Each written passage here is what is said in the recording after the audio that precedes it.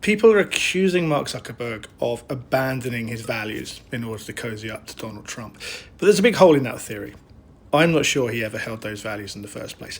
I'm talking about this announcement on Tuesday that Meta is going to end its fact-checking operation and also loosen up the policies around what can be said on Facebook, Instagram, and Threads.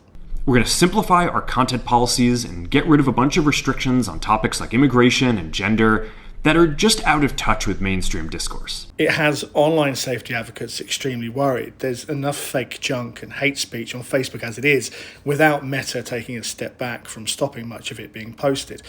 Now, I'm not saying the manner in which Zuckerberg made his announcement didn't sound political. It clearly was. His video post talks about political bias and censorship, a lot of the MAGA buzzwords that give many on the right the chance to say, "I told you so." He's even going to move trust and safety teams from blue California to red Texas. But let's not lose the big picture here. It's long been quite clear that Zuckerberg didn't want to police content on Facebook and Instagram, and the fact-checking operation was too small and way too underfunded to ever be effective. Calling their efforts politically biased seems a cheap way for Meta to excuse the fact they had built a bad system. What Zuckerberg is really doing is trying to look like he's been brought over to the side of Trump and his allies. He recently took on Dana White from UFC onto Meta's board of directors, and he promoted the Republican Joel Kaplan to be Meta's new head of policy.